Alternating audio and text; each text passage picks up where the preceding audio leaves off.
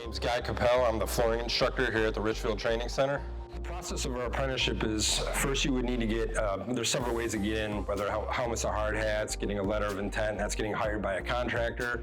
Once you get into our program, you have a 90-day trial period, and then you come into our orientation. After orientation, you then go join a local, then you're officially in the program in the union. Every quarter, you will come to class for 1 week or 40 hours, 7 to 3:30. Then the rest of the time is known as your on-the-job training. Hello, I am Heath Bowman. I work here at the Northeast Ohio Carpenters JATC. My position here is the concrete formwork instructor and just general carpentry.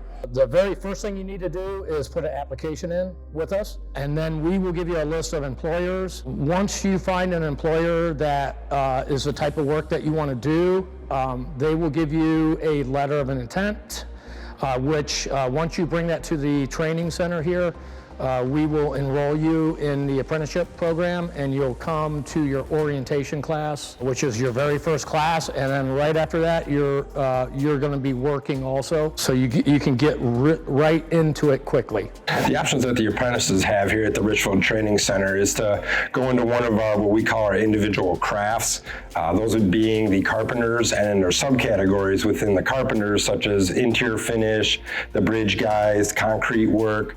We have the Millwrights and the pile drivers. They kind of, have their own little section. And then I run the flooring division here. And within the flooring division, we also have subcategories such as carpet, resilient, hard tile, and then our hardwood flooring. We use our hands every day. A lot of us get to work outside in different weather conditions, which we do enjoy. You're going to be doing a little bit of traveling, and you're going to be on your feet all day. You got to be willing to drive a little bit, so that means you have to have a good vehicle. You also need to have a good pair of work boots.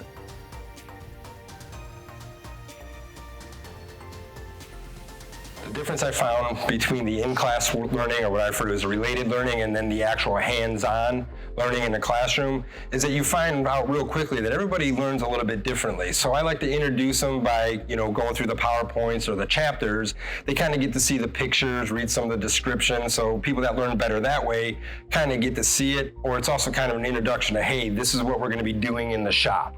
So they get to get that little bit of an introduction. Then they come out here, they get to see me do it. So then they've seen pictures of it, read about it, they watch me do it, and then I let them take off and do their hands-on, where I can kind of watch and observe and make sure that they're heading in the right direction and that they've understood. As a carpenter, you have to have good math skills. If you're a little rusty on your math, we can help you with that. But in the classroom, we do consider that like a 50-50. You have to do well in both here, but we do have a lot of tutoring and help to get you through it. The classroom work, we teach you all the major principles of carpentry, from things as easy as reading a tape measure to what angle to cut. As soon as we get done talking about it, though, we come down and get our hands on it, and we teach you to physically do it after we do the book work.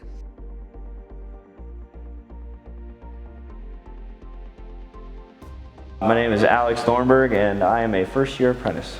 I've done carpentry and construction work from the time I've been out of high school, so I have a background in it, and I just decided to come into the union knowing the wages that you can make and the experience from it. Meeting new people, learning new skills throughout coming to school and everything, and also on the job, learning how people do certain things, little tips and tricks that people have learned over the time is just really interesting. I would like to be leading jobs, like to be the person that goes out on the job site and sees how everything's going and give people a hand where it's needed. Right now I'm working at a battery plant we're building in Lordstown and just doing a concrete form work. I've definitely learned to enjoy that so far. It's a lot of fun.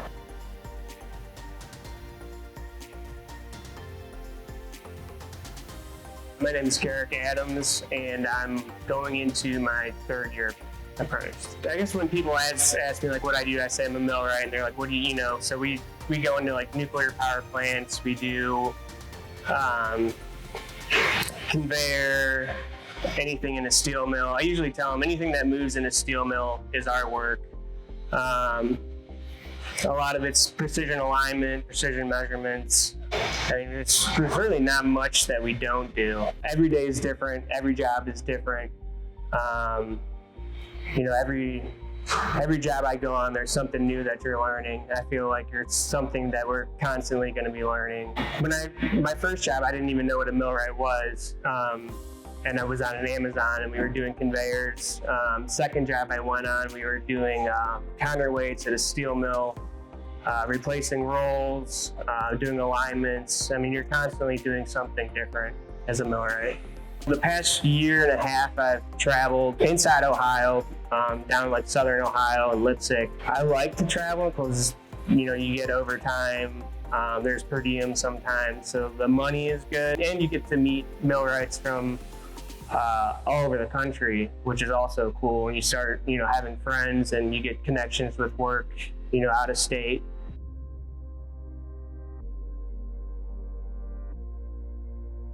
Hi, I'm Dave Radaya, Vice President of Field Operations for Hammond Construction. Hammond Construction is a company based out of Canton, Ohio, but we do work all across the state of Ohio, primarily building schools and higher education, K through 12 and colleges, and we do our share of hospital work also. Currently here at the job site we're at is going to be the new Akron Kenmore Garfield High School. We've done Akron City Hospital, SUMA, right downtown, Grizzly Ridge at the Akron Zoo, done work at Akron University, we've done work at Kent State University, so we've got a pretty good footprint locally. Carpenter, unlike other skilled trades, has a lot of vertical growth in our industry.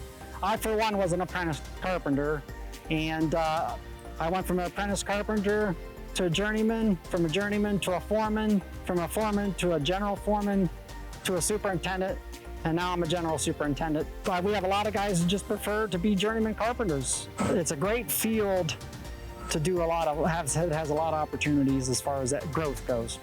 One thing that's very attractive as far as skilled labor and carpentry goes is the work hours.